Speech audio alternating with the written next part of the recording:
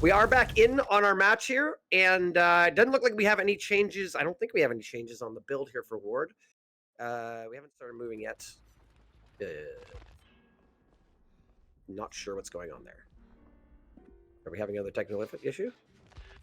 Pretty sure I saw him move there at the last second, Andrew. Maybe it just took him a little bit longer to load in, but Ward has now arrived in the trial. He's placing biopods all over the place. Interesting one right there. I'm not sure what he's going for with that one on the little box next to the ground. Searching for a survivor there, going to find the same survivor that he chased last game. That's going to be K on the Yoichi, which actually, our stats guys in the background told me in the last trial before the disconnect happened, this is the first Yoichi we've seen in Season 10. So K going to be taking a first hit there, gets tagged right around the corner there with that teleport, but he's going to make the window, and crucially, the overclock has run out. So no fast vault there. Going to break the window now, get another biopod onto K. That triggers the deep wound and the hinder from the Soma family photo add-on, and that is just going to be the drop of the wagon pallet out of K. Just smart play here. Not really anything else to do here against this overclocked Singularity, and that's going to be another teammate EMP coming in. These survivors of Jinx are playing smartly for each other here in these chases. Another pallet dropped, going to trigger another hinder effect on the Singularity, and K continuing to run here towards the water tower. Fast pallet break taken by Ward, but there's still a teammate hovering here to try to save K at this tile. This tile is relatively strong, but still playable for both sides as K takes the vault. This might be an M1 down, but unless, yeah, that's going to be Dark. Threatening to take a hit there, but actually, Andrew, what happened there? He could have taken a hit. I don't know. I mean, maybe they thought, no, I'll make the pallet, and then we're going to threaten and waste more time. Like, I mean, the reality is it does waste a lot of time. If you're sitting under a pallet and you know a survivor's nearby, you can't pick up, right? And now who knows if there's another nearby. First gen does pop. This is definitely a stronger start for our survivors. Ward's got it out for our first ever Yoichi, though, because that's twice now for first down. Pallet save. The pallet save almost managed to swing through it, but does not. And K is going to get off the killer's shoulder, and we're running towards main now. Now, the nice thing is no one's been hooked. We are still on K, but no one's been hooked, so, like, if you happen to run into Dark or something like that, you could take them. It looks like we are going to take a hit. Mads does take a... So here, like, looking which way do I want to go, and it looks like we might go after Mads now instead. Yeah, he still has 0 hooks. It doesn't really matter which one he goes for. That is going to be the second generator completed, but that is the price that you pay for leaving a survivor on the ground for that long. Mads there on the ace, he completed that first generator and immediately ran over to get the pallet save. So nice teamwork here out of Jinx. And Ward, he needs to take some time to set up more biopods. Some of these are in spots that just aren't protecting anything. And he's going to need to cycle them here. Losing the main building generator is also going to be really bad for him. I don't believe he's lost it just yet, but he needs to be very careful about protecting that one, as it's crucial on this map for the Singularity. He wants to be able to teleport up to that elevated level and force the survivors to use their exhaustion perks, as Ward is going to see Mads getting unhooked here, going over towards this water tower. There's not a lot of resources here except for this tile. So that water tower pallet is already gone. And yeah, he's going to need a hit. And these survivors of Jinx, Andrew, they're doing so well to take hits for each other. But is this going to catch up to them here? Because every time they take a hit, they're infecting each other. They're infecting each other, and then it's very easy to get into deep wounds. That's an extra sort of like additional slowdown here. I don't know if you catch up to this chase. We got 2 downed pallets. It looks like we kind of, yeah, we're going to eventually get through that. We do break that pallet like we talked about. Goes for the window. This is such an interesting tile here because you can get people, try and get them to vault. Very good check spots, and Mads does make their way around here. Interesting to note that I don't think that's going to come through. But we will teleport through, though. Oh, but it doesn't go through the window. It was a little 1 second too soon. Interesting to note, the first hook was not a pain res, by the way. I want to throw that out there. I don't know if you noticed that or not. Mads did not have a pain res, so I don't know whether that was hook placement or by choice. But that's what's going on here. Really good chase by Mads here so far. Going back to the main building pallet here in front of the main building. And the main building gen is done. I was mistaken earlier when I said it wasn't, so that is really bad for Ward. And man, the pathing out of Mads there, insane the way he was just chaining that usually bad pallet into the stronger window on that tile. It's going to be another gen done.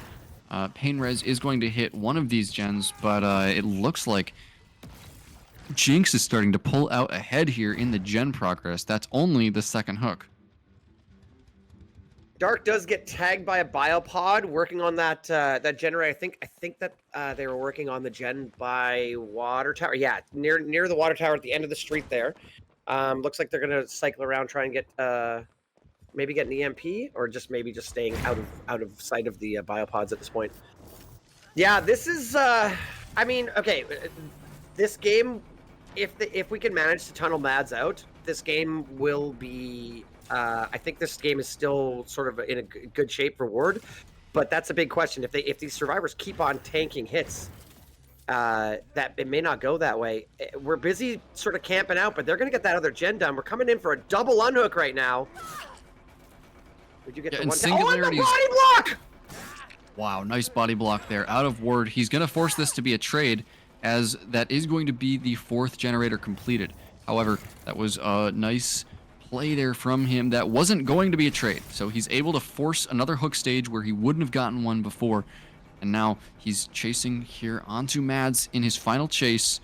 Needs to get this down, but an EMP is going to come in from Moon. These survivors of Jinx are so on top of the teamwork right now. Every chase has multiple EMPs coming in, but Mads not going to make the toilet pallet.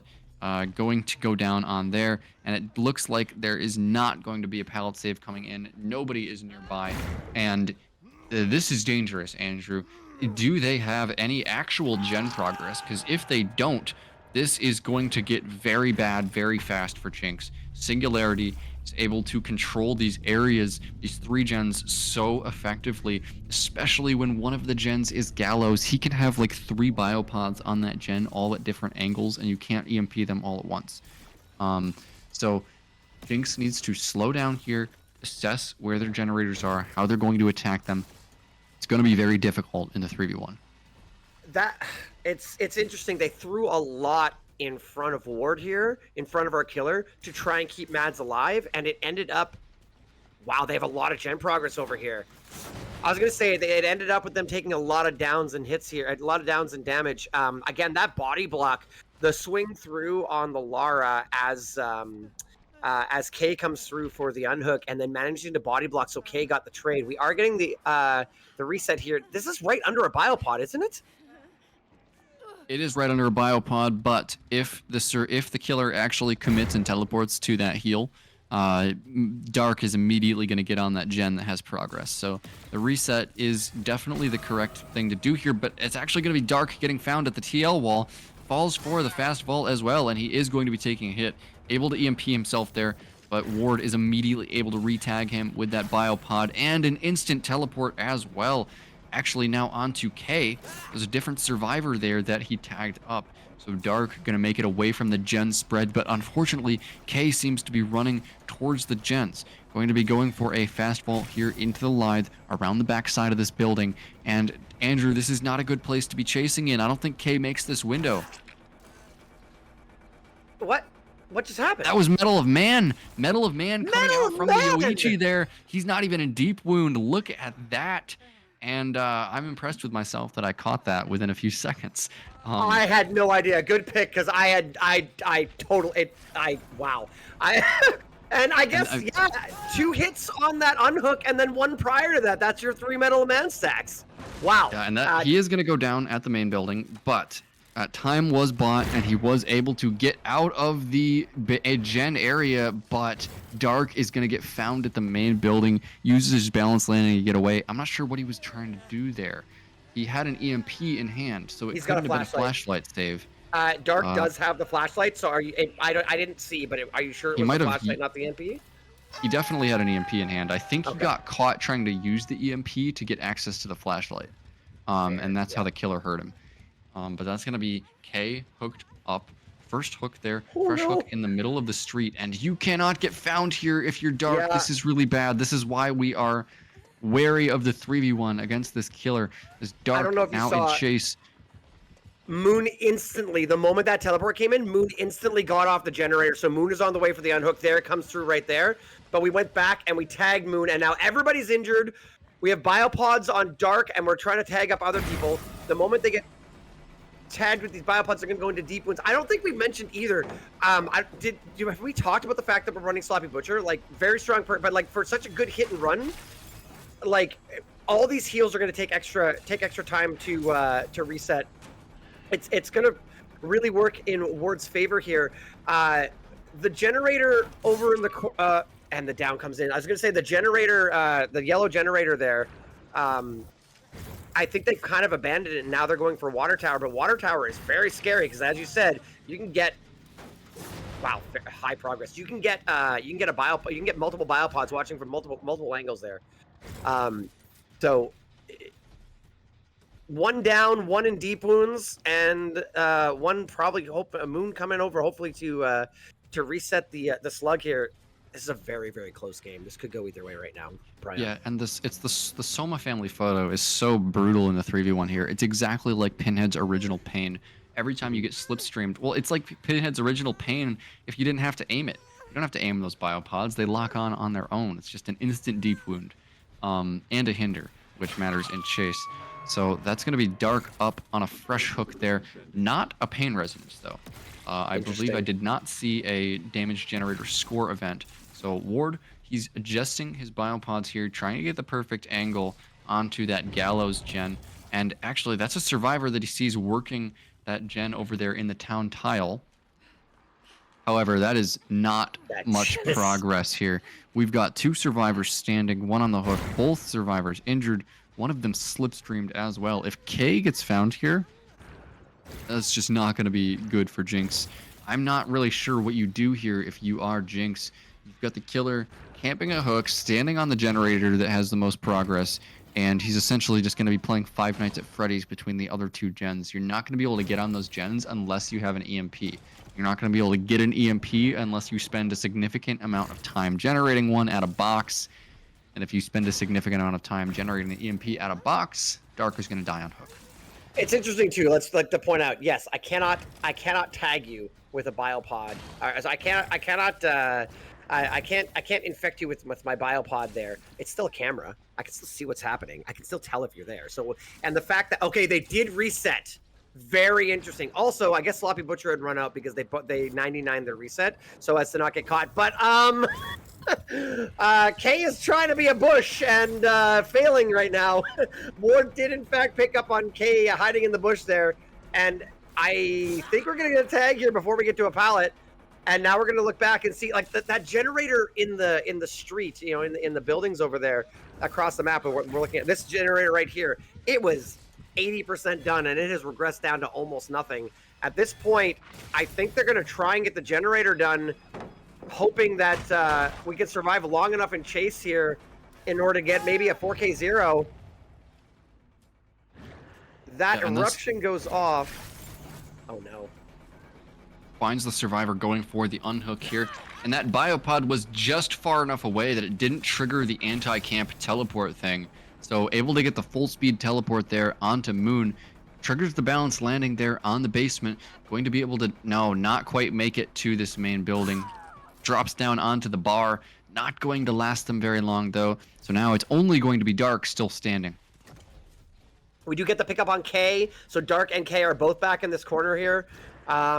It's gonna take some sneaky or incredibly good pathing to get out of the situation. I don't see how the survivors get out of this beyond a 4K1 at this point. We're looking around, trying to find Dark. Dark is up, but are they headed to Moon, or are they going to hang out and try and pick up K is the question. I don't even know if we saw how much generator progress was left on the sort of the town generator there. But I don't think it's close enough that you could sneak around and get that done either. Trying to sniff out where our hiding survivor is. Yeah, and Ward is constantly flipping back and forth. Oh! Yeah, so he's going to find them here at the edge map. Two survivors here in the camera, and he just, shouldn't you just hide behind the tree there? You don't want to allow him to get that teleport there, waste his time, make him close the distance like he's like twins, like you want to make Charlotte be in a bad position. But just gonna get the down there onto Dark, and now last survivor standing, K, also going to go down as well. I mean, I think we knew this was gonna happen as soon as we saw it go into the 3v1. Andrew, this is just how these Singularity sets can be. Ward able to choke the life out of the survivors of Jinx here with this network of cameras, playing Five Nights at Freddy's on the 3-gen, and is able to secure the 4K1 for Oracle. It's unfortunate they came out with Singularity with these cameras, and now very shortly we're going to have a Five Nights at Freddy's chapter coming out, and I mean you can't copy Singularity, so I mean really what are we going to do? What's going to happen? Really good match by Ward. I'm actually no bias here. I like both these teams. I'm glad with the way this worked out, particularly because Ward had a bit of a slower start. I don't know how the last match would have happened before the reset, but getting if the survivors had managed to get the gens done and get out, I think that would have been a really rough result after the unforced restart sorry, the forced restart. I don't know what you call it, whichever you want to call it. After forcing the restart from a server failure, it would have been really unfortunate if Ward had not a strong result. I'm sure. I love me some Mori, by the way. I love this. Thank you, Ward. I appreciate you. I'm sure that the last match could have gone a little bit differently, but 4K1 is a pretty strong result. And jump scare Hux, guys! Jump scare Hux! All right. 4K1. So 4K2 will be the win condition, or 4K1 for a tie condition for Jinx. Yeah, so good start by Oracle, making a statement here in the first set of the match. But we are going to be taking a short break here, guys, just a few minutes while we flip the sides, so don't go anywhere. We will be right back. Welcome back, everybody, to the Dead Dog Saloon for the second frame of the Singularity set. We've got K on the Singularity for Team Jinx, looking to meet or beat that 4K1 win condition set by Ward. And this is quite interesting, Andrew. We've got oppression being seen in a killer build here, along with rapid brutality, which is definitely more standard on the Singularity, since this is a killer that is almost never going to be using Bloodlust. I saw oppression immediately, and I'm like, okay, like I get it, right? Like the idea, but wouldn't eruption be stronger? I don't know. It's not a bad pick. It's just an interesting pick. It's very spicy. Yeah, maybe they want the information to see like which other gens are being worked, and then also maybe they're trying to play a longer game and they don't want to run into the regression limit, which eruption is very good at speed running the 8 regression limit. That is very true. Interesting, by the way, there is a very strong 3-gen connected with a 4th gen on Water Tower side. Sorry, on Gallows side. We have Gallows. We have the sort of rarer middle of the desert dead zone gen, and then we have one deep desert along with this other one sort of end of the street on the shack side of Water Tower. Quick hit on Ward here. This pallet is, I don't know. I think we're gonna go down. Yep. Yeah, interesting that Ward went for another loop on that short pallet. Maybe he's anticipating a pallet save here, but no. I mean, if you would have held W, if he would have held W to that front main pallet, I think he would have made it. But he stayed on the shorter pallet for one more loop, and it results in the down. So it's going to be the first hook and a pain resonance onto Ward. Gets a biopod tag onto the main generator, hitting flicks there. And going to be looking to use that Pop Goes the Weasel, and the eruption here is going to be K. So we've got a survivor hovering here. V1 for the save, possibly. But yeah, V1 is going to be seen here.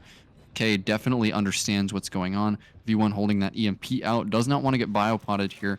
But it looks like K's just not pulling the trigger on that tag yet. Cardi is working a very important generator right now. That dead zone generator. If that goes away, that's really strong for our survivors. And they managed to get the EMP off on the biopod. So it's getting very close to being done here. 2 gens have already popped, and this will be the 3rd one here. This is a really strong start for our survivors. Yeah, I feel like K should have committed over to this generator much quicker. That's going to be the sprint burst from Cartney to get out of here. And the pop goes the Weasel. K spent so long around the hook just watching V1 that the pop goes the Weasel ran out, and it's just not going to be used now. 2 generators already done, and I feel like if you're going to camp. But also, I feel like it would have been much better to go and protect the important generators there. Just gave Oracle so much free progress. Really smart play by the survivors too to have the sprint burst survivor on that generator. Like that is such a dead zone. There's nothing in between there and main. There'll be a weak pallet. The weakest of the 3 desert pallets is back there. It's good that this pallet here spawned. It doesn't always spawn, but Cartney has managed to take the chase far away. I think that K is thinking. I think our killer here is thinking that, okay, Ward got off hook. I need to protect my generators more than I have to worry about the tunnel up. But I mean, we saw this earlier today in our matches between Sinner and Elysium. When you don't get that tunnel out, it really changes the geometry of the entire match. And not just that, we're also just not slipstreaming people. When Ward was playing the Singularity here, when a survivor would run into an area that they thought they were safe in, there would be another biopod there waiting to tag them. And here, like, there's no biopod watching this side of the generator specifically. I talked about this when Ward was playing. It's so important as this killer to make sure that your biopods are actually seeing every side of a gen. If you have a gen that you can't see all sides of, set another biopod. You can't have survivors just working gens next to a biopod that doesn't have line of sight of them. Yeah, and this is looking pretty rough. Again, with the no sloppy butcher pick as well, we're seeing the heals come in pretty quickly on both Cartney and on Ward there. We do see a slipstream, we do see a biopod tag on V1 here. V1's gonna try and make it back to main. These pallets are down already, but main's pretty reasonably safe. Oh, but gets a teleport on the wrong side of the window there. Was V1 that live? Maybe? Yes, that was live out of V1, but damn, V1 fumbling the bag on the EMP there. He EMP'd right as the biopod was tagging him. So it removed the terrain pod, but not the one on his back. So that's a little bit of a timing error from V1 there, but it's not going to matter as he still escapes. We mentioned that this is Oracle's pick, and at the moment Ward on Killer for Oracle came out, it was like biopod here. Okay, I got my coverage. I'm good to go. It looks like K might be a little bit more shaky about where those go. Like you said, covering one side but not both sides of generators, and it's really costing K here. And we're getting to the point where we're running out of time. We've had we need to have somebody out of the game by now, and nobody's on death hook. We've had one hook so far. Yeah, we have one hook stage, and this is the last possible win condition for Jinx. One more generator done by Oracle is going to be the tie condition, and just a correction here, V1 has balanced landing, not lithe. Remotely detonates that pod, not in a good place that you need anymore. That is one of the good quality of life updates they gave with the Singularity. You don't have to actually walk over there and destroy the pods anymore. But look at these survivors. They're just hanging out at main building, knowing that they have all the time in the world. Cartney going to be taking the medium vault onto that main building window, taking a hit as well, but he has an EMP. He's channeling it here. Should be able to remove that biopod before the teleport can come in. No, just barely not in time. But there is probably going to be a survivor here taking a hit. Pretty sure I saw V1 over there in the corner. Okay, no, maybe they're going for a flashlight save here. Pickup going to be coming in. No flashlight save from V1. That is smart from Oracle. I like that. They're playing it slow. They don't want to do anything that could potentially like throw the game for them here, like going for a failed pallet save or going down trying to get a flashlight save. They know that they are in the driver's seat of this game, as K only has 2 fresh hooks here. Painrez did come in, so we're going to see a little bit. It's interesting. This is the generator I was talking about earlier that had a lot of progress, and it's been hit by a few regressions. But yeah, and again, we're so with that early camp that didn't end up working out, and now we can't camp, so we get a pretty quick unhook there. V1 comes in and unhooks Cartney. Ward takes a tag, and we're going to get the heal on Cartney. And yeah, we're just taking it slow. Playing it out. We know we're 1 away from a tie condition, and we just got to get all the gens done, and we're done. It's still a pretty tight 3-gen over here, though. You got the corner gen, the gallows gen, and this sort of dead zone gen. The final gen over there. This is again interesting about something about Singularity. If you're playing any normal killer that isn't crazy mobility or Singularity, that one gen over there you're ignoring, and I think you're going for a tie condition at this point. Like I think that one gen you kind of have to ignore a little bit more, otherwise you lose your 3 gen. You don't have to ignore it with Singularity. You got a pod up over there, so it makes for an interesting situation where there are no such things as my gens are too far away. Yep, the only problem there is if the survivors are really efficient on the EMPs, then it can become very difficult to hold. But that is a little bit difficult to do, as the survivors here, they just have to run away from the gens. They don't want to, they don't want to give K anything for free here. They're going to take it slow. They know that this killer is not running Eruption, so it's okay to let them just, kick a gen. And they're completely fine to just generate as many EMPs as they can, spread out on these generators, and start putting progress on multiple generators at the same time. It's going to be somebody over there by that gen with a biopod on them, but it's going to get EMP'd away there. So now K going to have to run all the way over there to chase flicks off of this generator. It's going to be the 4th generator done in the distance. That means no more win con for Jinx. And wow, just misses that basic attack on the toilet pallet. Now goes for the teleport over to this main window, and that's going to be another teammate EMP coming in for Oracle. Really great teamwork. And wow, what an ambitious swing there. Oracle, really great teamwork. Like Andrew just said, they are always there with an EMP, and you can do that when you're able to outpace the Singularity generating EMPs here. And they're just going to do the last gen in the killer's face. Decisive victory for Oracle in set 1 on the Singularity. Very like strong. I was saying before. Oh, I was going to say really quick down at the very beginning, but yeah, go ahead. Sorry. Yeah, of course. Like I was saying before, this Singularity match is really on a timer here. Nice little reach around onto Cartney there, going to get it down 4K. But as Singularity, if you're not consistently and quickly enough biopodding people, getting them slipstreamed, the survivors are going to have more EMPs than you have slipstreams. And then you're just never going to be able to complete a chase without a buddy EMP coming in.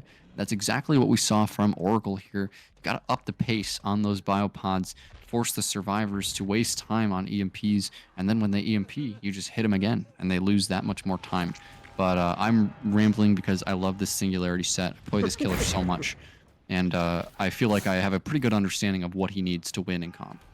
Well, I mean, yeah, and it seems like you and Ward are kindred spirits, because Ward definitely had, again, just slight adjustments to the biopod placement compared to K, and that was the difference maker. Again, pretty quick down on Ward at the very beginning of the match. It wasn't like it was you got ran for five gens or anything like that. A couple gens were popping pretty quickly. It was a pretty decent start. The problem was that, okay, do I camp? I'm gonna camp. Oh, they're working on that generator over there. Okay, but I'm gonna camp a little bit. Shoot, I really gotta get over to that generator. Oh, my pop goes to Weasel's play, and there it is. We do see Rapid Brutality, along with Sloppy Butcher, Pain Res, and Corrupt Intervention. Sloppy Butcher is a good pick because, again, you're really gonna punish those tank hits. Wow. Take your pick. We got 4 survivors in front of us right now, and we got Dark on the Doctor. That is the entire team, and it seems like, I don't know, they couldn't decide who wanted to get hit there first. They're Ward and Cartney colliding on the backside of the main building, but now it's going to be Cartney committing to a chase over in the corrupt area of the map. He has to go wide because he keeps getting shocked here, and surely there's going to be a hit coming in. That was close, Andrew. Ward almost missed that body block. That was very close. In fact, I barely saw Ward come in. Good vault there too. We did switch targets here, and we're at this point, yeah, there's no downs yet, so let's take whichever is the better chase. This is a really nice pallet here, but getting rid of it early is not the worst thing in the world. Survivors will have crossed the map now and started working on the uncorrupted generators. We are going to try and play this edge map. This is not a terrible pallet connected to this jungle gym, but the window might not be playable. And good swing through, and then we get the down as the first generator is doubled up and finished. Yep, and if you have any experience playing against not even just competitive teams, but against coordinated and good survivors, you'll know that generator was absolutely doubled. definitely did not have enough time there for one person to finish that generator. So what that means is that Dark can be relatively certain that there's not a ton of progress on a second generator right now. They were trying to get the reset here on Cartney, but Sloppy Butcher unfortunately slowed it down, and now all that heal progress will be gone. Although you do see on the right side of your screen there, Sloppy Butcher has worn off, so no more mangled, no more hemorrhage. We're gonna get some gen progress here. Ward is still dangling on hook. Cartney's not gonna be able to go for it, so we're gonna have to see somebody else rotating in. I think it was Flicks on Shaq there, so V1 must be hovering around somewhere. V1 is rocking the. You said V1 was the one with the with Metal Man, right? Yes. Okay, so you're pretty good choice for your unhooker here. They have not changed Doctor yet, by the way. They have not yet changed Doctor so that you can't shock for the unhooks. That is an upcoming change, but currently, if you try to solo unhook this, you might not get it. And Dark hovering around the hook here, possibly trying to deny that unhook entirely. Looks like the entity spikes are going to come in here, and Ward is going to go to second stage. You'd better hope, if you're a fan of Oracle, that they have gen progress to match for this, but I'm not sure if they do, Andrew. Again, we had somebody working on Shaq. We have someone working outside of Shaq here. Although I guess they rotated a little bit here. Yeah, Shaq Gen has a lot of progress. These two gens are really close to each other. Wow, they're almost touching. Wow, 3 really close. Look how close these 3 gens are. Yeah, this is quite the setup. Like Shaq and on either side of it, in the tile there, and on the car, that car gen that we're that's directly behind us right now is pretty common. Looks like we are going to try and make a break for the unhook here. Swings around and gets the hit. We're just going to take the trade. I don't hate this. Are we going to take the pain res? I would absolutely take this pain res, I think. Yep. Because that generator in Shaq was really cranking away. And if you do this, you're going to get that. And then you can quickly chase back after Ward and try and get that tunnel out done. It's not like you can get very far. Yeah, and oh man, Ward, the survivor that's dead on hook, he's run into the 3-gen and worked on the generator that was the most crucial one. That's going to be a good play from V1, dropping the pallet for his teammate, allowing Ward to get a lot of distance here. And if Ward is committed onto here, then V1 is going to be able to possibly finish that generator. So Ward playing the crane now, trying to use check spots under the crane to see where the killer is coming from. Immediately pre-drops that pallet. I mean, this is good. This is safe play that you want to be doing when you're dead on hook. So going to be forcing the kick on that pallet. Now over to a TL wall. This is where it gets dangerous here.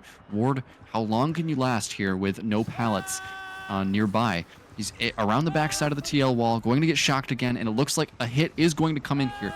V1 going to be setting up for a body block here. V1, get in there. Oh, V1, what are you doing? Oh, what the I was like, why didn't he take the hit there? Oh, he's going to go through the pallet. Maybe he'll come around, but he doesn't manage to pull it off. And Ward is dead. They may be able to get that Shaq gen done, but I mean, this is a death at 4 generators. That's huge 4 for gens. Jinx. This is an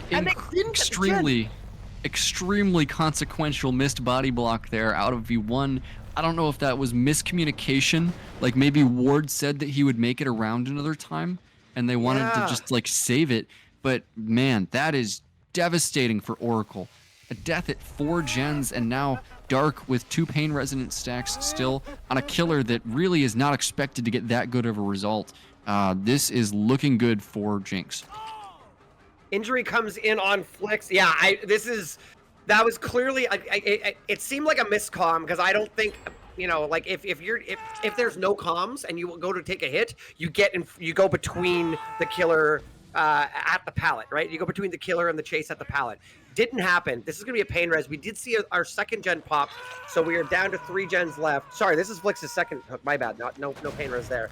At this point, I don't even know if the gen split matters all that much. Like, obviously, No, it really doesn't.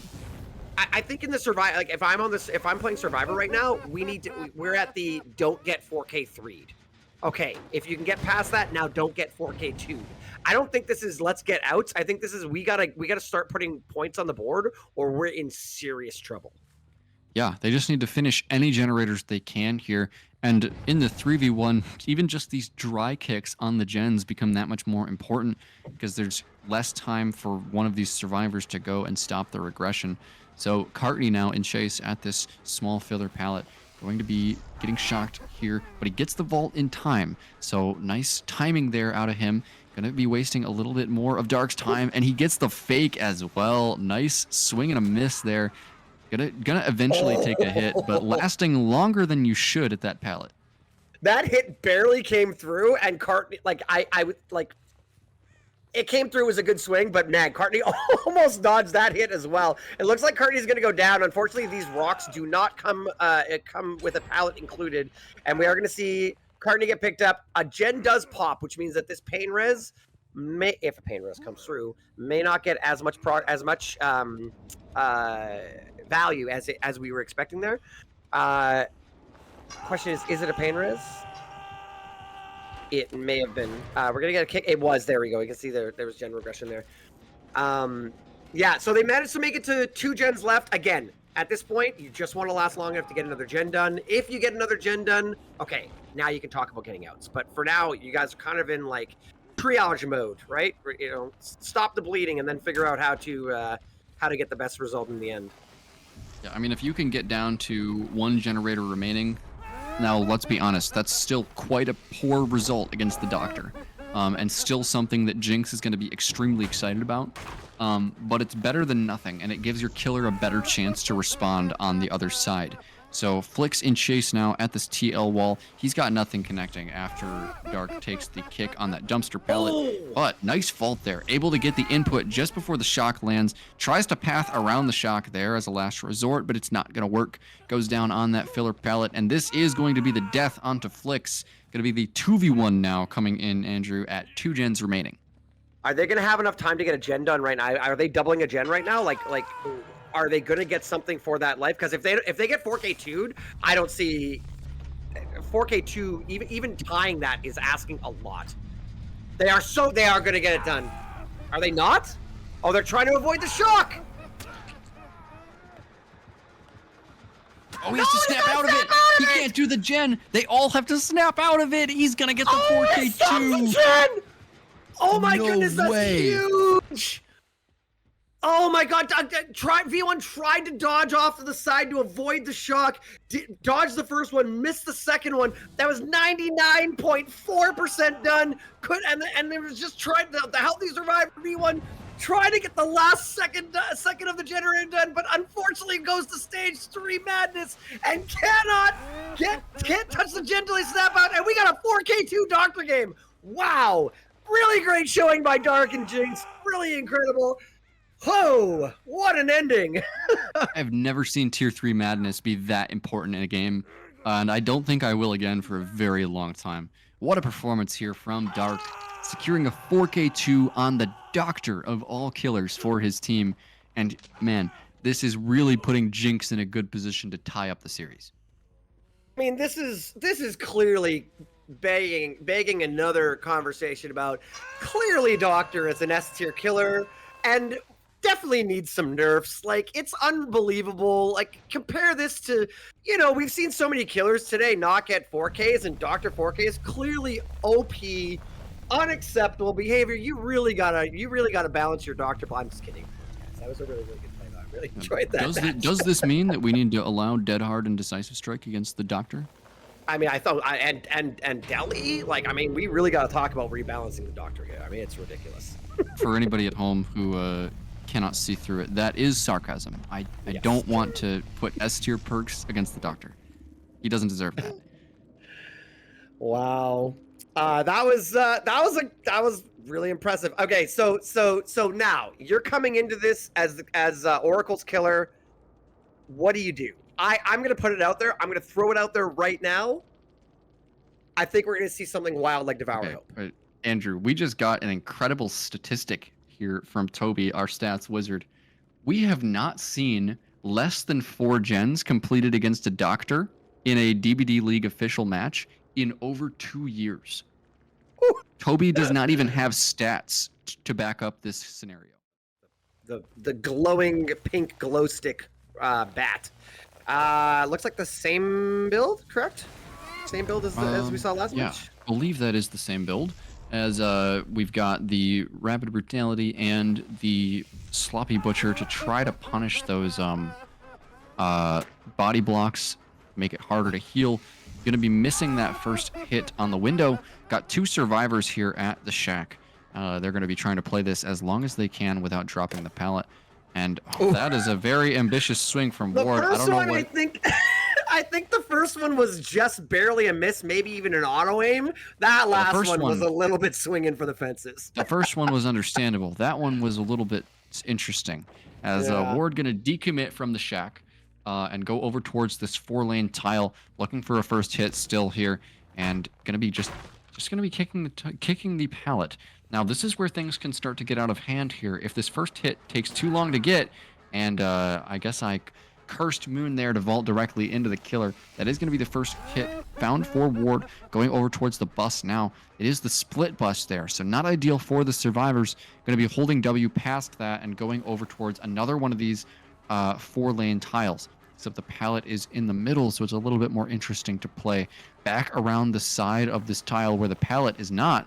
But he's actually going to make it back to the window. Nice pathing there out of Moon. Listen, I'm very much a swing for the fences kind of killer, but we are seeing a lot of really, really late wild swings from Ward. I'm wondering what's going on with that. Again, it's not, it hasn't been overly making a difference here. Rapid Brutality is coming through. We are going to go for Mads. This is where Rapid Brutality really pays off, by the way. You take a hit. Okay, that swings for the fences and nails that one. All right. You take, you hit somebody with the body block, right? Somebody comes in with a body block. You get Rapid Brutality. They get the speed boost, and you continue the chase on the person you were already chasing. So that's exactly what happened there. Ward takes it. This kill hook might be pretty strong. Oh no! They're gonna take. We come around the corner, and we says, "No way, this hook comes in." Just really good teamwork there out of Jinx, showing that they know which hooks might be pain resonance hooks, and denying even that first hook coming in from Ward. And you can see they're immediately resetting. Efficiency is going crazy right now from Jinx. They've got people resetting to take more body blocks, and while that is happening, they still have people working gens. And they've finished 2 gens already, so we're getting really, really close already to... Oh my goodness! Wow, that was a really close one, by the way. I mean, from the survivor's point of view, that was a really close one. That was like, maybe an eighth of a second off of a hit there. We're missing these shocks! There we go. Really good pathing there out of K. You can tell that K was really happy about that one because he had to come back to the window and give the killer a kiss. I saw that. That's when I'm scrimming with my friends, and I'm like, I'll kill you. I'll kill you right now. Stop that. It's okay now. Holding W over towards the split bus. Does have the split bus and 1 edge map pallet here. Now this pallet isn't terrible. It's definitely better than some of the other edge map ones. A little bit longer than most filler pallets on this map, but it's actually just going to not opt to play that pallet and instead take a hit from a friend. It's going to be Mads here, dropping the pallet for his teammate and taking a hit. That is going to be extreme amounts of distance generated for Jinx, and just solid team play here coming in from them. Now, it might seem like the gens are going a little bit slow as the third one is done, but that's because these survivors, as Mads runs directly into the killer, these survivors are taking it slow and methodically, taking hits for each other when they're not running right into the killer.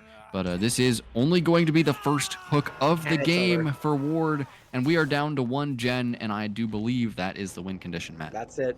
That last chase, like the first chase was fine. They got 2 gens done for the first chase, and then unfortunately went for that hill hook, which again, it's crazy because that hill hook would have been a really good hook. You come around the corner and you see not just 1. Like, honestly, if it had been 1 and you swung on them early, you might have made that hook. It might have been close, but you might have made that hook. As soon as you come around the corner, you see 2, you're like, this hook is never happening. And it only took one hit tank, but that hook was never happening. And then that second chase was on Nads there, just took forever. Just great pathing, leaving the loops when you got to leave the loops, chaining together pallets and windows. smooches through the window and whatnot. And then when it looked like we were running out of space, we run in for the hit tank. We're getting good teamwork, and that down just came in way too long. We're gonna see we're definitely gonna see some outs in this match, and the match is over before the first hook even comes in. Again, no. Ward had a pretty tall order here, trying to face a 4K1. That being said, these survivors. The 4K2, remember, Andrew. Remember Sorry, the tier 3 Mathis. That's right. That is correct. Yeah, but I think it's quite obvious now why Jinx chose to pick the Doctor here. And after seeing a performance like this, I wouldn't be surprised to see the Doctor banned against this team in the future. Actually, our stat hero in the background has told us 4 gens in less than 4 minutes. That is very wild, particularly on a killer like Doctor, who you have to sometimes switch off in order to tank hits, and sometimes you gotta snap out of it. And we're running Sloppy Butcher, and we gotta get heals. Just efficient play by the survivors, great chases by the survivors, and unfortunately Ward just couldn't recover, particularly after that dropped. The first down got dropped and unable to get hooked. So that's gonna, couple hooks have come in now, but this isn't the worst 3-gen I've ever seen. But I can't see us getting more than 1 or 2K in this right now. Yeah, for sure. Ward here. I mean, the result is already decided. Just kind of playing for pride now. We are tied up 1-1, and survivors of Jinx. I mean, after their performance in the Singularity match, I was expecting this to be not quite as close between them and Oracle, but they've really proved me wrong here, just showing that maybe some teams are just way more comfortable on certain sets than others. So much variety here in DBDLeague. We've got teams, all kinds of teams that have like signature sets that they always want to be playing, and it's just nice to have so much competitive variety. Well, and I hope this shows I hope this is a sign of things to come.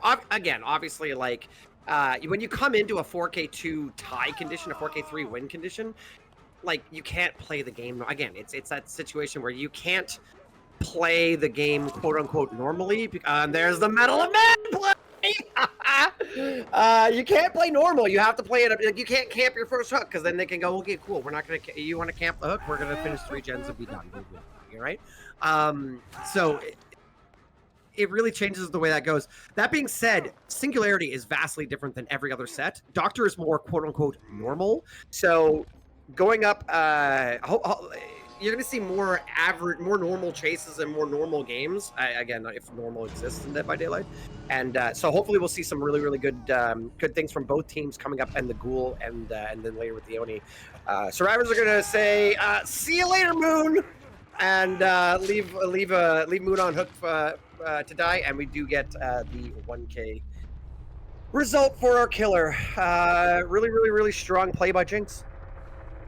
Yeah, I think you're absolutely correct that Doctor is more of a quote-unquote normal competitive set, closer to what we usually see in the base game. But yeah, great performance from Jinx. They are going to be tying up the series 1-1, and that means we are going to be setting up for the Ghoul set now, which is definitely going to be a little bit less normal than usual.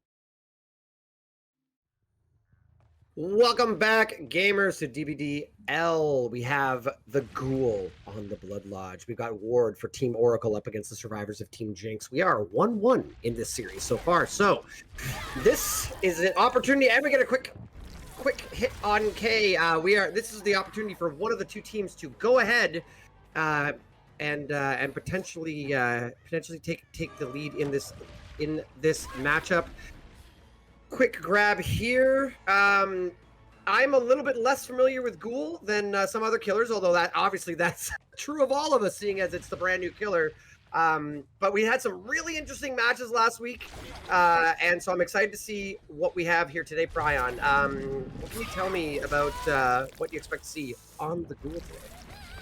Yeah, so that's going to be the second grab injure coming in from Ward, and the add-ons that we have today are the Coffee and the Bloodstained Handkerchief. Respectively, those are speed of the Gugune Leap and also extra range on the grab onto the terrain. So it's going to be a grab there over the window. Not going to injure, though. Just doesn't have the line of sight for it there. And it's going to be a very standard killer build here out of Ward. We saw a lot of Thanatophobia in our first week of Ghoul. And that's going to be a hit there onto DMR. Now, that probably looked very strange on his screen, but the backwards facing hitbox of the survivor does slightly extend out from those surfaces. So although it looks bad, that is just kind of how DBD is. Pallet drop there coming out from DMR into the power vault. And he's actually going to be able to hold W to another pallet. Nice pathing there from DMR. Able to force the break there. So lasting a little bit longer here. And yeah, Ward going to be forced to leave here. Trying to go for the power vault. It's just not going to work, though, because he allowed K to get away from the window. So the line of sight is just not going to match up for him to get that vault there. K is going to get injured up there, but looks like so far, Ward is struggling to find his first down. It's interesting. That was a really strong pallet there. Oh, this might be it though. Are we gonna get swinging time? We do when we see K go down. DMR there dropped this pallet and then managed to make it to that other pallet. Really strong. Now, the pallet's gone now, so it's not gonna come into play again. But really strong. Also interesting to note, we do have a roster change here. DMR is taking over for Mads. Mads played the first 2 sets, and now we have DMR coming in. So first showing today. We do see another quick down on Dark. You're right. Thanatophobia, it just seems like a no-brainer in this. Like. Legion, Legion, Plague, and now Kaneki seem to be built for Thanatophobia. Just really easy injuries or keeping people injured. That being said, I mean, none of these perks maybe pop. None of these perks are really like Thanatophobia. I find gets played in a lot of sets where there have a lot more perk bans for the killer. I don't know if Thanatophobia itself is stronger than any of these individual perks as well. So, oh, and a double down! Wow, I can't believe Ward got that hit onto that fast vault there. It's going to be 2 downs in quick succession for him. And in the background, we did get a stat from Toby that the average down for the Ghoul is 58 seconds, but this one was 2 minutes and 22 seconds. But despite that, Ward making up for the pressure he didn't have before, and although that is 1 generator completed, he's still doing pretty well for himself, getting these downs and injures. So also, I just need to say one off-topic thing. I do apologize if you guys can hear something in my background. There is a tornado siren being tested in America. They do that on the first Saturday of every month. So I hope it goes away soon and you can't hear it. Well, that's scary. At least it's a test and not a pardon me. I hope you don't mind. I'm having a tornado right now. So I'm glad you're doing okay, Prion. Definitely not a real tornado. Good to hear. Dark does get picked up, but everybody's injured. We got K dying on hook here. That was an interesting little snag there. I don't know if it really got us anywhere, but I guess it did put them activate the third charge of the leap. K is trying to body block here, but K is dead on hook and in a bit of danger. Oh, Greed's the pallet? Reading that pallet is a very interesting choice out of K. I don't know if they make it again. Yeah, they're going to need a hit. And, man, you really need to drop that Shack pallet against this killer. For sure. And even walking through the God pallet like that when you know that there's a survivor nearby is just a incredibly bold play from Ward to get that pain resonance. Now the Kagune leap back towards main, and he's going to immediately find another survivor at that main building. And, I mean, we're seeing now why this killer is so strong. The mobility, they can be constantly in chase, finding people. It's going to be another down there onto K, possibly a second hook if he goes for the pickup, but no, he wants more pressure. And this killer can afford to do that because they move so quickly across the map. Going to be a pop goes the weasel applied on this generator in the corner. And that's actually all they wanted. They didn't want to commit to a chase there on Dark. It's interesting. We're spreading hooks. We're not getting a ton of love just yet, but because I think Dark is the only one on Death Hook, right? Or am I backwards? It's going to be K on Death Hook here. K is dead now, right? Okay, oh, K is dead here. I'm sorry, I got them mixed up. My bad there. Yeah, falling victim to the spectator mode hook stage bug once again. As it's going to be Dark and Chase now in a dead zone. Hopefully they have some sort of pallet here, but it doesn't look like it. They're just going to lock her up. And that's unfortunately what you have to do a lot of the time against this killer. And, well, that's really interesting. There's a floating severed head behind the killer. And Seems like we will never be free of the first-person killer spectator bugs in this game. I enjoyed that. I sometimes enjoy that. So we do get the unhook on Dark. Kay is dead. Yeah, it's so strange. I knew Claudette was dead, but I was getting the characters and the players mixed up in my head. So pardon me for that. We have a death at 4 gens. This is getting out of hand. It's important to note, I will point out again, I mentioned this in the pregame, but Jinx did get 4K freed last week on the Ghoul. So this could just be a matter of Jinx is not entirely confident just yet about how to counterplay the Ghoul, maybe either in chase in general or just in getting getting gens done when you know at any point the Ghoul could swing in and swat at you. So but yeah, things are looking a little dire. They do get another gen done though, so that's a good step in the right direction. Yeah, he's going to be waiting with the power here to try to get the vault there. Oh, but no, that's not going to be the fast power vault there. Because I think it was because the line of sight was missing there. Just going to get the re-up on the Kagune mark there onto DMR. But not going to be able to get the down. And the mechanics of the Kagune vault are a little bit hard to understand for a lot of survivors. But it has to do with the killer having straight line of sight onto the survivor that they're grabbing with the Kagune. If they've got straight line of sight, they'll get that fast enraged vault. If the survivor is able to move horizontally away and cause the Kagune to maybe like break through the terrain, then I'm pretty sure they get the slow vault. Or they just don't vault at all and they bounce off the window. Well, and there's like a quick time event too that's involved in when you hit the thing, right? Is it you have to tap the button at the right time? I shouldn't be. I've not experienced it yet myself, so I'm not exactly an expert on this. So which can't... I do apologize for, by the way, everyone. I should be I should know more about this, but I just haven't. It's okay. I've played so much against the Ghoul, I can make up for it. You cannot fast enraged vault on somebody that's that doesn't have a Kagune mark on them. Okay. If you go for somebody that doesn't have the Kagune mark, then it'll apply the mark and rage you, but you don't get the fast vault. Interesting. Okay. So we do see some progress here at Shack. Gonna apply Eruption and move on. I love this Spider-Man swinging around. It's so satisfying to watch. I may not know a lot about them, but about Kaneki, but I do enjoy watching and seeing the good gameplay. Yeah, DMR, and Ward here, he really wants to avoid grabbing here. Does not want to put DMR into deep wounds. Needs to just kind of roll up behind him here with the power. But you see there, he has to cancel it because there was nowhere else for him to grab without accidentally putting DMR in a deep wound.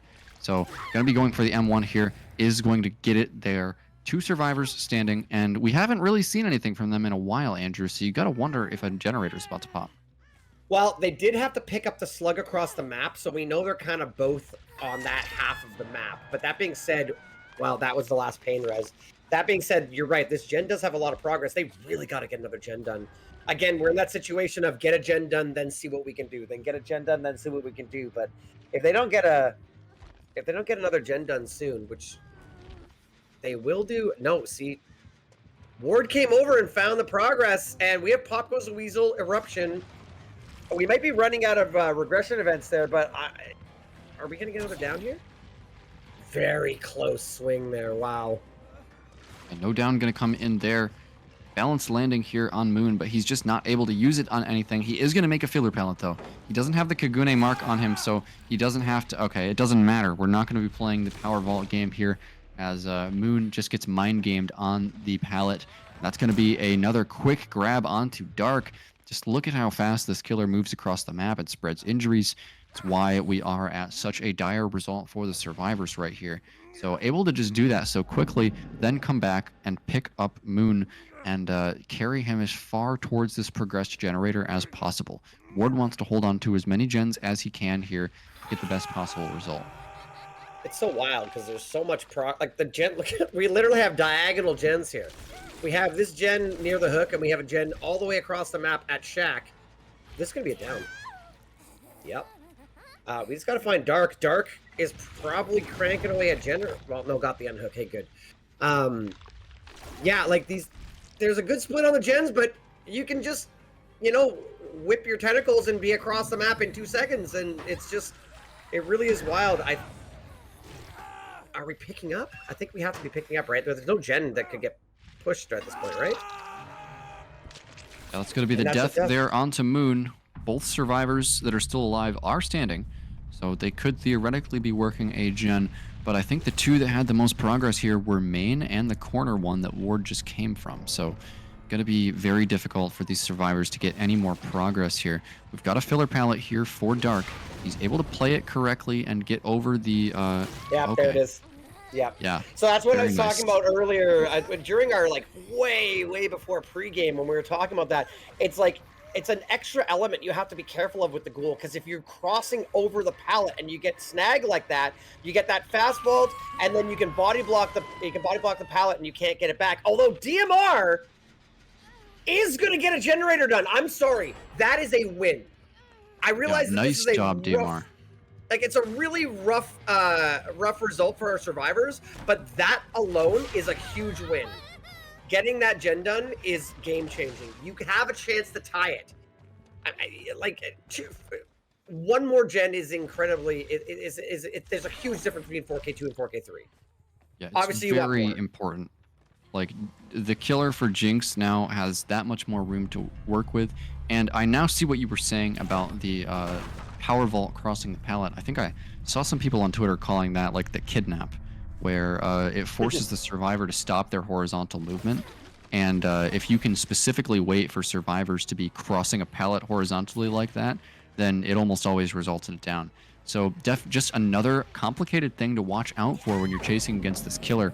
And we're going to end it off with DMR getting hit directly through a pallet. And also, I think we've got some sort of spectator bug going on where the Kagune are invisible. So that's certainly interesting, as the Mori is going to come in here, securing the 4K2 for Team Oracle. On their pick, I remind you of the Ghoul. Really strong play. So interesting. Oracle picked this, and again, Jinx have so far in season 10, Jinx has been 4K2 and 4K3'd. Again, to be fair, other teams last week got 4K1 to 4K. For the survivors of Oracle, they do need to complete, I believe it is 4 generators, and I see the thanatophobia here on Mads. That's kind of what I was referencing earlier. It is so easy for this killer to spread injuries that that thanatophobia can pretty easily become a problem. And it's not even a problem in the sense that it's directly the slowdown from the perk. It's more of forcing the survivors to say, oh, we need to keep someone healed so that we don't have that for thanatophobia. And that wastes time passively too. Very true. It's you see Plague is another prime one. Plague, it's such a pain on Plague, because if you see thanatophobia and you're the only healthy survivor, you can't touch an infected generator. You just can't do it. Otherwise, you're just completely ruining what's going on in the team. Good lie there by V1. Manages to avoid taking the M1 hit there and make it to the next pallet. Nice double back. Great double back there. Agreed. V1 playing this chase extremely well there. Punishes Maz for oversliding, and that's another nice bit of counterplay that a lot of people don't understand that you can do against this killer. Their plan is always to slingshot behind you and then cancel into an M1. If you can force them to overslide like V1 just did, then you can immediately make distance. But he is eventually going to go down, but I think that's okay with V1 because he has gone down in a great spot. I was going to say, very, very good. Well away from the generators. They do double up a gen before the pain res comes through. Interesting, going back to the perks, the perk difference we see is thanatophobia for Pop Goes the Weasel, and Pop Goes the Weasel is definitely the only one that I thought was, okay, what perk is better? What perk is thanatophobia better than? And Pop Goes the Weasel is the one that might be better. That thanatophobia might be better than it in this particular set. So we do see one gen come through and another injury come through. Some screaming going on in the background there. Are we going to commit to this chase? Okay, so here we go. Now, can we make this in time? I think we might make this vault. Oh, fake though. Cartney heads up play there on this I would call it a god pallet, but I don't know if it's a god pallet against this killer. Forces the killer to leave even. Just incredible will there from Cartney to fake out the killer, not vaulting over there, just winning those 50-50s over and over again. And that is a lot of time wasted for killer. Yeah, it's interesting. You could maybe, well, okay, we do see another injury coming on Flicks, and that is everybody injured. So we got 4 stacks of Thanatic. Wait, never mind. Somehow, what happened? Cartney got healed. Cartney got healed, and I don't even know what happened there. Why are we broken? Is that broken? That's, let's see, that's probably either clean break or for the people. It's gotta be. I think it's gotta be. Maybe it's gotta be both? Clean break.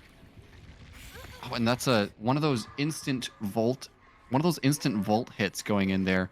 Not really sure what happened there, but it really doesn't feel very good from the survivor side. Yeah, so V1 going to be going down on the second hook here, and it was a for the people, and wait, no, this survivor has for the people. Ward is broken. No, it was clean break. It was clean break. So what happened was Ward healed Cartney, and then got clean break. So we should see Ward coming through as a heal right away. There, you can see the timer. Not unless you go down right now, though. Okay, there we go. Full heal. Okay, yeah. So it was clean break. Interesting perk builds. I like that. And we're trying to continue the tunnel out here on V1. Cartney is on the ground. Ward is healthy here, hanging out, trying to... What are we doing? And look at him. He's blocking the pallet so that the killer can't get into it or vault over it when he eventually throws it. So he's standing at the front part of the pallet specifically so that Mads can't vault directly into it and block him from the pull down prompt. Fair, okay. He knows that Mads is holding his power up and he's waiting for him to drop it. Oh, that's right, because you were saying that the tentacles are, what are they? Sorry, they're called the Kagune, but they're invisible right now for a spectator bug. Right. So, okay, fair. So, yes, I totally would notice it. I totally would have noticed it had it not been for that.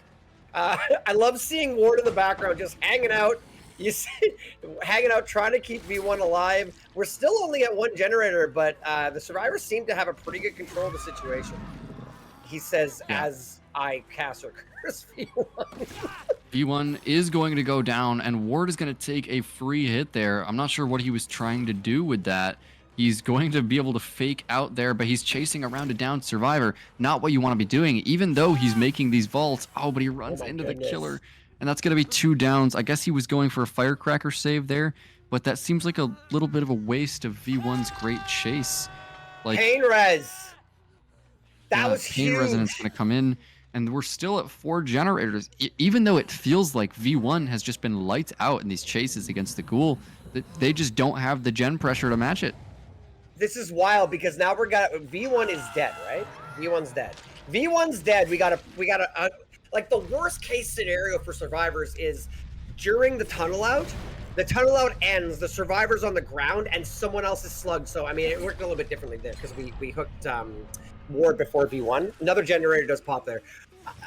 Because we hooked Ward first instead of V1, but now you're in a situation where someone's dying and someone else has to go get the new slug off hook. So, yeah, this is not over. I was thinking that it was looking good, but you're right. The gen efficiency just hasn't been there. Maybe due to coming into taking tank hits and stuff like that. But yeah, this is looking rough. This is looking a little bit rough for the survivors. This is very winnable for Mads right now. Yep, going to get the down here onto Flicks. Only survivors standing are injured here, and he's going to slug here. Definitely smart. What you want to be doing here if you are Flicks, you need to secure these gens, get your win condition, and get these downs. So stop these survivors from healing. It's going to be Cartney now moving over to this filler pallet by the truck. However, Mads doesn't want that. He's actually just going to leave and go over back towards Ward. He wants to keep these survivors occupied as long as possible, make sure nobody has safe time to sit on a gen. So Ward going to be pathing back towards the shack, trying to make this window. He's not marked, though, so this is going to be the slow vault, not the fast vault. Oh, good. God, Ward thought about greening the pallet and then doubles back and vaults it. Cartney did go across the map and pick up Flicks. This is so close. Like, this is, they're one generator away from the tie condition. So, which is another way of saying that Mads is still within the win condition. However, the fact that Ward came over here and died in comp corner gives you a pretty good indication that they are doubling a gen and maybe have a lot of progress. That Shack gen was cranking away, though. 80, 90% left on Shack gen. Both survivors are kind of hanging out in different areas here so that whoever gets chased, the other one can go pick up Ward in the corner there. That generator did get hit with eruption, so it is regressing. Does Mads have time for the hook, or do we have to hang out? With Ward down in the corner there, it is more efficient to just leave him because he's not a pain res. He's waiting to see if a survivor goes for that pickup because he's got a view of basically every gen that he cares about here in the middle. So now he's going to see Flicks on that generator over there, wondering now if since he sees Flicks over there, that must mean that Cartney is kind of stealthing over to pick up Ward. So that's what Mads is looking for here. He's going to be vaulting over towards this gen, wants to put eruption on it. No, it's actually very low progress. So he might commit to this chase. No, he's clearly just waiting for Flicks to come. Yep, catches Cartney out just as he was looking to do. Gets the down there, and the snowball will continue. He's waiting for Flicks to come to his team, committing to me, so that Cartney goes over to pick up Ward. And then he plans to immediately leave, and it's going to result in all of these downs here. No Unbreakable in play here. This is not a public match of Dead by Daylight. And now it's just one more chase here on an already injured survivor for Mads to secure this win for Jinx. Rookies double back. The true pros triple back. And that's what just happened at Shack there. Really good play by Mads. Good attempt by Ward, but eventually did vault through there. And this is going to be a win. You know what? Okay, I apologize. I was going, man, Jinx got 4K 3'd, then they got 4K 2'd. Maybe they shouldn't pick this guy anymore. Nah, forget it. It's fine. Get 4K 2, just 4K 3. Very well played by Mads. That's going to, wow. Crazy. This killer is strong, man. This killer is strong. Yeah, very strong performance out of Mads on the Ghoul. Going to put Jinx up in this series 2-1.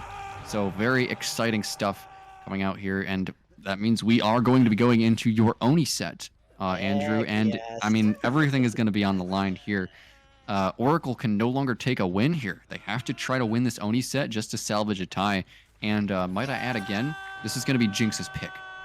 This is Jinx's pick. So Oni is a bit of an older killer. You know, he's been around a while, so it's not new or surprising to anyone. It is a very, I think I love it.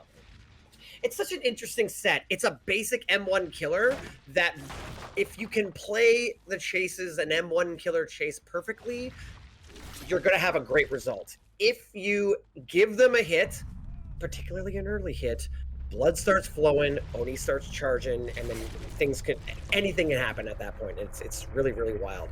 On that note too, I want to point out again, just in case, because this is our second week, so I want to make sure everybody knows what's happening. We do have, because we're playing 4 sets as opposed to 3, we're playing 4 sets, which means that if Oracle takes the win, with this, the whole set will be a tie, and each team will get 1 point. If Jinx wins or they tie, Jinx will then take the win and get the 3 points towards their progression in the tournament. I believe that's correct, right? It is my first day. I want to make sure I'm not getting that wrong. Well, for something as complicated as that, I would rather get confirmation from the people that know more than us in the background. Oh, my bad. I'm sorry. I thought I was blaming my rookiness here. All right, everybody. Welcome to the most classic map in all of competitive Dead by Daylight. It is the Coal Tower on the Macmillan Estate. We've got Dark playing the Oni for Team Jinx here, looking to make this set a win for his team. Oracle, on the other hand, have their backs against the wall and can only walk away with a tie. So everything on the line here in this Oni set, and I wouldn't have any other killer for such a important set match-wise. I am very excited. This is very interesting. So there's a lot of things I look at when an Oni match spawns in. Again, being somebody who loves Oni, loves comp Oni, even loves playing comp Oni. the things I like to look at are obviously the add-ons and the perks. I mean, that's nothing new. Interestingly enough, this is pretty standard for the add-ons. You're always going to see Splintered Hull, and you're almost always going to see Speed. That being said, I'm a duration lover. I like to do a little bit more snowballing here, so I prefer to run the Lion's Fang over the Akito's Crutch, which we're seeing here, which is going to be faster speed. We did see a pretty fast first hit coming in. We see very close there. We see Brutal Strength as opposed to the Bamboozle pick. On this map, Bamboozle is very strong to prevent both Shack and main building. That being said, we don't see it now. Is somebody here for this save? Doesn't sound like it. Yeah, no, pretty okay. early first hit there onto Flix results in getting the power without even using it for a down. So Yep. This is honestly a very good start for Dark, even though one of the gens is going to be completed. You really don't want to be giving the Oni a regular M1 down like that, because now he can just hold his power, control an area if he wants to, but whenever he wants to trigger that, survivors are going to be in serious danger, possibly even stealthing in lockers or just playing extremely safe in general. And now he's going to be free to move around the map and place Eruption down on these gens. Sees a survivor here at the Shack, not going to commit to Cartney though. Wants to wait for the perfect moment to pop this power here, and a lot of thought goes into when you're going to be doing this with the Oni, especially with a hill in the middle of the map here. Dark is going to have all of the information to decide when and where he wants to use that Blood Fury. Interesting to note, there's not much of a so Coal Tower typically has a pretty strong topside 3-gen. By topside, I mean by the main building. In this one, it doesn't. It's got, I don't know where the first gen was that popped, but Corrupt Intervention was going on at that point. This popping power without seeing a survivor is very risky. He's actually just going to sit there and confirm the second stage before he goes and looks for a Demon Strike. This is actually a pretty smart play. I don't hate this at all. So he still has about 3/4 of his power left, and now he's going to go and try to find a down somewhere. It is a little bit risky, but even if he doesn't find a down here, Andrew, he still technically got another stage with the power.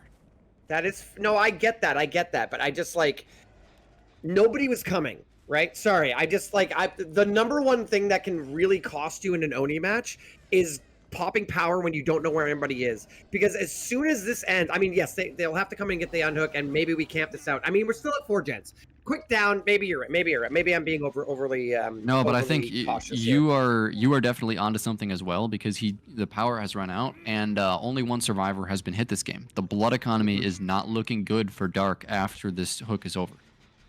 He can camp it out and let Flix die on first hook, because nobody's going to want to come, and because if you trade here, you get, then the blood starts flowing again, right? We'll wait and see what happens here. We do have wards standing nearby. We're going to see another gen pop. I think Ward is here with the sprint burst. Does he want to trade this though? I think it's the right play to trade this. It's gonna be. I was gonna say we're close. Like we're running out of time. Yeah. I was gonna say if you want to do it, we had to have run not long ago.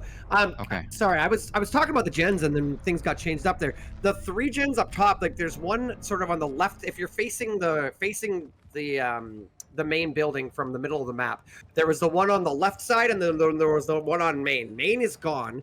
The one on the left side's there. There's the sort of gen further down that now Ward is working on. Cartney's working on one down by Shack. This is a very, very generous gen split for the survivors, and a little bit harder to hold as a killer. Yeah, let me tell you what this play means from Oracle.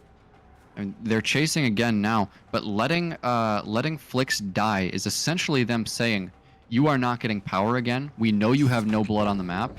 And, well, we've just been proven wrong there, as Ward is going to give a hit through the pallet. But they were trying to play off the fact that Flix barely used any resources on the map, and they're essentially saying, we don't care if it's the 3v1, we're going to run you for 5 minutes and finish all the gens, and you're not going to get power. But now that Ward has given up that hit, power is going to be given over, and this is starting to look a little bit shaky for Oracle. Their strategy there in letting Flix die has all fallen apart as soon as the Oni is able to actually find blood.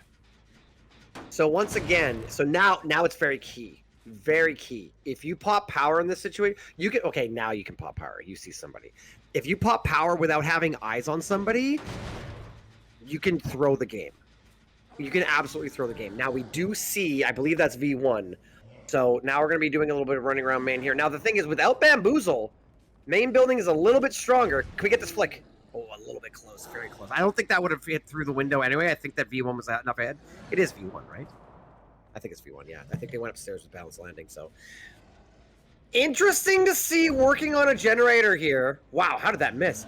That's the turn. That's the turn rate change right there, causing that to miss. Oh, that's fair, yeah. It seemed like they were right in front of them, though.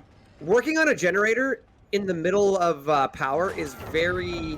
Oh, man, Ward got hit through 2 pallets. That's rough. Just at the end of power there, we're going to see the hook on Ward. We're going to see a pain res come through. Can they get another gen done before the pain res happens? Yeah, so Dark here trying to move over to this pain res, try to get one onto the gen that V1 is working. It's not going to be in time, though. So pain res is going to hit that middle of the map gen. V1 is breaking the topside gen setup there. Finishing, I believe it was that either the main building gen or the one over in the corner. But now, what a good gen spread here for the survivors. They've got 2 on... Well, actually, this isn't as good as I thought. There's one over there in the open, and this is sort of a loose 3-gen that Dark can play with Eruption. But so he needs to be careful that these regression events are not stacking up too high on the gens. It's a 3-gen, but it's a weird 3-gen. So if you have a solid 3-gen at either end of the map, you kind of box them in, right? Like you go to the corner gen and now they're stuck in that corner. This is a middle 3-gen. It's kind of a weird middle 3-gen. So like you see over here, you see Cartney working on this generator. Cartney can work on that generator, and as soon as Oni comes over, you can run back sort of like towards the top side, towards main building there, and you have a lot of room to move. So it's still a better situation than having split gens, but it also does give the survivors a little bit of an out. So it's going to be interesting to see what happens. I think we're going to have to camp this out. We're in that situation we were with Flicks again, where we don't have enough power, enough blood on the map to get power. That being said, if you try to trade hooks here, you could end up getting snowballed.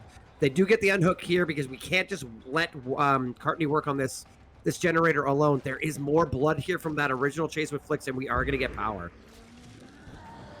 So power achieved here for Dark, triggering the Blood Fury, and I don't think he's actually going to want to commit to Cartney here, right? No, he's just going to go for the break on the pallet. This is a chase that he's committing to away from the 3-gen. Definitely not a good idea. Communication comes in that the Oni is leaving, and it's just not enough. V1 just not early enough leaving. And how could you be early enough to dodge that? You have about 2 seconds between saying he's off me going to your gen and him getting there. So V1 going to be going down in the gens, and blood found here from Ward. Not much power left here. Is Ward going to get through a pallet for the 3rd time? No, he's actually just going to vault into the killer this time, and that's going to be 2 downs in power for Dark. So I got to tell you, I think that this is Ward's dead, by the way.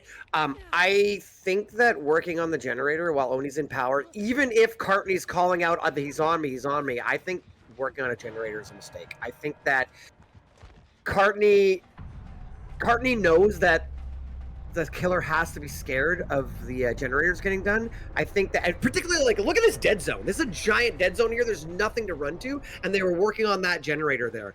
I think that the right move there is to hide and wait out power and just give Cartney a chance to run it. Now, if Cartney goes down, maybe it's not the right move, but at least then, even if Cartney did go down quickly, Oni's not picking up. Oni is dashing all the way back to that water tower gen and coming back for more anyway. Regardless, Oni is on the way to water tower at some point. I think working that generator was a mistake, and it's cost the survivors a little bit here.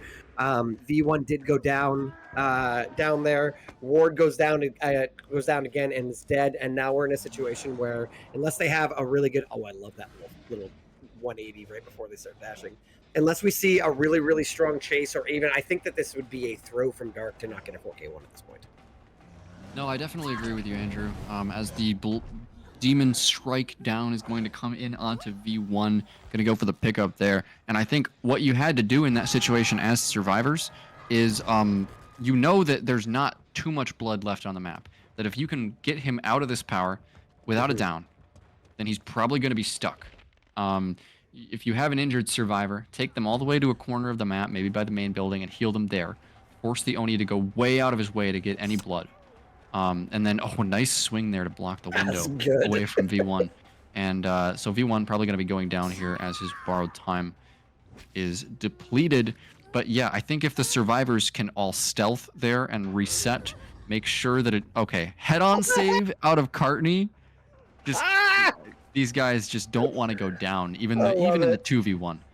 But if the survivors were able to stealth there and make sure that the Oni was not getting power or a down in that first power, we could have been in a situation where they were able to attack the 3-gen with 0 blood on the map and like 0 blood fury generated.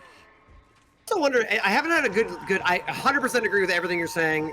I'm wondering about the. Yeah, and Cartney knows it's over. I'm wondering where's this other generator? It's over here. Oh, it's in a. Wow, that's just a dead zone there too. Yes, I would love it's the hill generator. I'm gonna tell you, my heart's a little bit broken. Top three Moris in the game. Oni's up there. I gotta tell you. I don't know how you feel about it. Definitely a good one. Definitely a good one. My top 3. I put Ghostface up there because everybody votes that Ghostface is the best, and I feel like I've been like peer pressured for that. But Ghostface, Oni, and Deathslinger, in my opinion, are the best 3 Moris in the game. Ghostface gets points for being silly, but I can't say that I'm satisfied when I see it. When I compare it to something like Oni or Pyramid Head or Knight is also a really good one. Knight is great. I gotta tell you, I'm not a fan of Pyramid Head, and that's because I'm a purist. He's using a slashing weapon, and he pierces with it. I don't know if I got any D&D nerds out there who know what I'm talking about, but you don't pierce with a giant knife like that. It doesn't have a pointy end. Anyways, that's a silly reason not to like it. Very brutal, but if I'm given the choice between a Mori and a chop, I take the quick chop. I think it's more brutal. I think it's more accurate to the weapon. But yeah. For sure. You need to know exactly where to go. I love this sword, by the way. Everybody uses that broken sword, and it just, like, aesthetically, I don't like it as much. Sorry, real quickly, we do see Bamboozle. That is my go-to build as an Oni main. That is my go-to build on Coal Tower. Brutal Strength worked out for Dark last time, but I think that Bamboozle is strong. That's a nice little setup we have here. This is a devious setup with the windows. I mean, not only is it a jungle gym, it's also into the filler palette outside of main and then into the main building window. So Ward smartly deciding to just not even have anything to do with that. Going to extend the chase here onto Dark, transferring the Bloodlust that he got from Moon there on the Ace. So Bloodlust 2 now. This is looking dangerous here. I'm not sure if Dark is aware of that Bloodlust.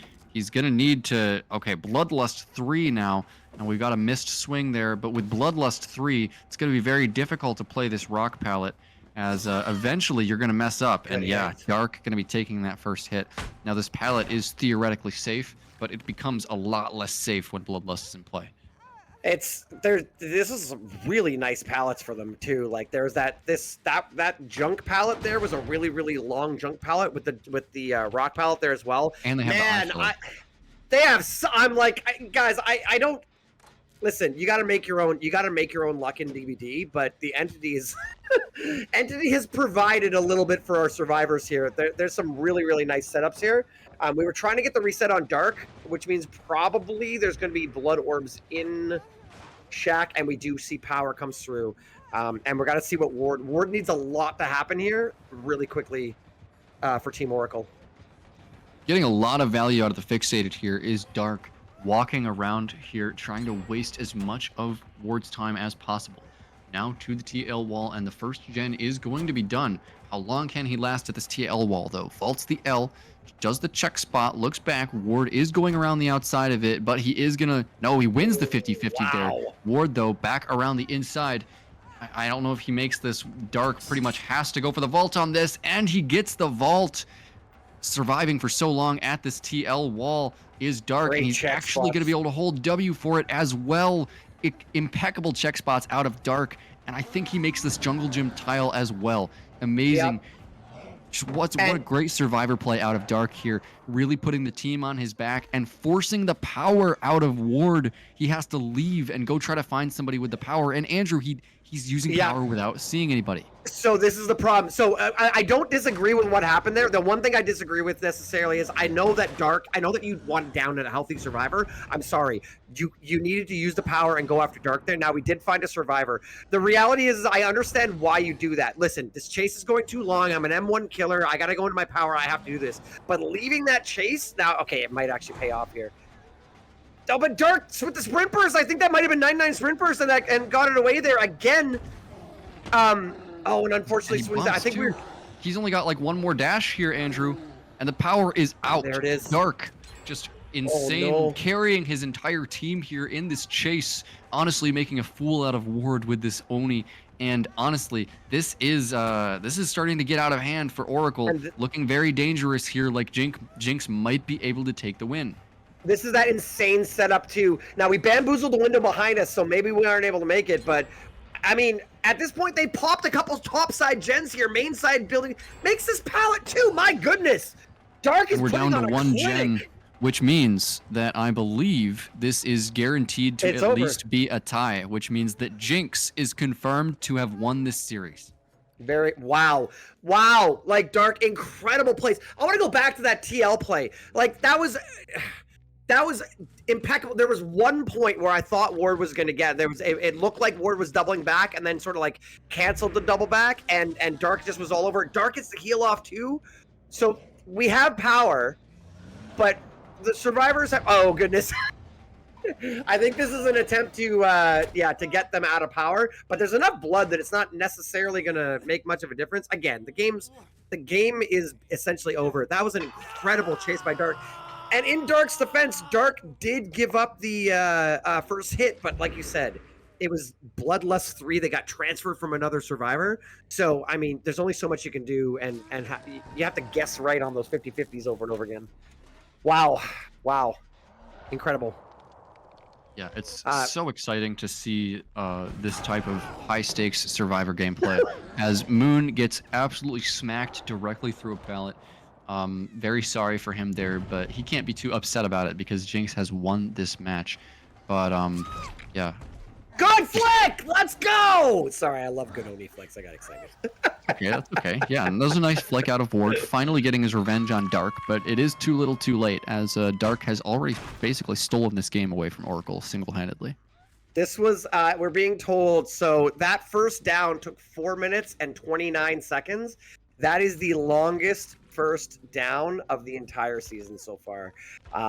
Obviously, the first hit took a minute, and then when the first hit came in, we had some really good play. That TNL wall was insane. The fact that they got that Dark got away from the TNL wall to the jungle gym to the point where Ward was like, all right, screw it, I have to pop power and go.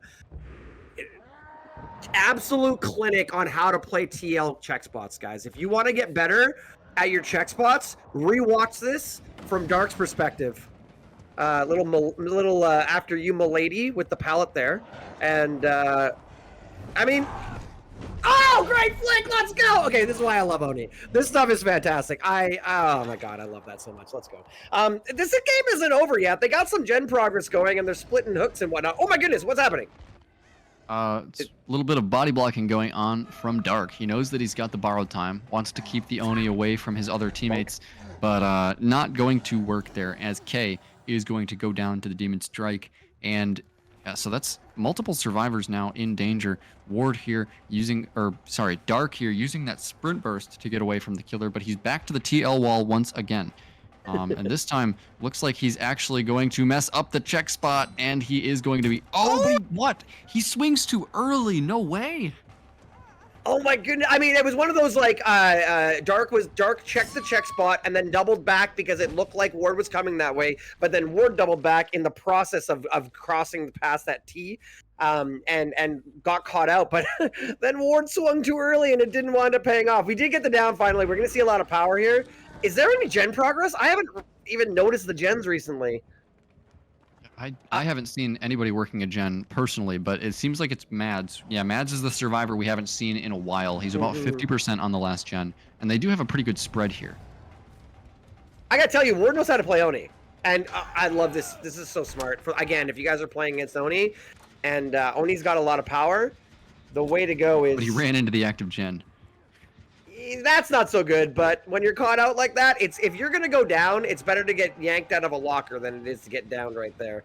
But like you said, yeah, we ran to the active locker. The active generator. They're working on repairing the lockers. Everybody ran to the active generator, and I'm surprised that they didn't get the pull there. I thought maybe they'd pull while the Oni was breaking pallets and kicking gens, but guess not. Big bank of blood over here, though. So power going to be achieved again for Ward. 3 survivors healthy here. They've taken the time to reset, which is smart. They don't want to be dropping any blood on the map here as they try to finish this last gen. And now that's going to be the Blood Fury popped once again. He saw a spark in the distance. Somebody working on that gen over by the door. And oh no. And he's found K stealthing at this little junk loop. And I don't think K is going to be making it very far unless he can go for a spin here. Not going to be the case though. So that's going to be K on the Claudette going down. And there's a flashlight save nearby in the form of Dark. Going for a flick. Not quite going to land though. Just not enough rotation there to get around the TL wall. And no way, Dark with the flashlight save. Was that champion? Or is that just a good angle? I don't think that was Champion of Light. Yeah, that was just a good angle with Fixated. Very nicely done there from Dark. I mean, this guy is just everywhere this game. If we gave out MVP performances, it would definitely be Dark today. 100. Well, and was their killer too, right? So when it comes to the Oni set, Dark led the pack. Dark was definitely team leader for Jinx, and put up a great Oni. A great Oni result, and also a great Survivor versus Oni result. Really well played. Yeah, Jinx has taken this win, so that's really it was really close, like all the way through. We are gonna see another down here. I don't even know what hooks we're at right now. There's just a lot of stuff going on here. Again, just fantastic play. This was amazing, Prion. What a great match. What a great match. And remember how not close the Singularity set was. For Jinx to come back and just 3-0 Oracle after that Singularity set, extremely impressive. So Jinx is going to be the team that manages to even up their record 1-1 today. And Oracle is going to continue backsliding here down to 0-2. Not good for the fans of Oracle, but we'll have to see how they bounce back from this next week. I got to see my Oni. I'm happy. And they were good. They were pretty good, too. I mean, it's interesting. It's really interesting. Dark won this match. Individual, actual, like Ward had more exciting Oni flicks. Had more exciting hits. It came down to the overall play of Dark. And no disrespect to Dark. Don't get me wrong. Like, had a really quick hit and just strategically played the match really well. But Ward satiated my thirst for some sick flicks and some nice drifts, and so I thank you for that, Ward. Yeah, wow. What a really great set.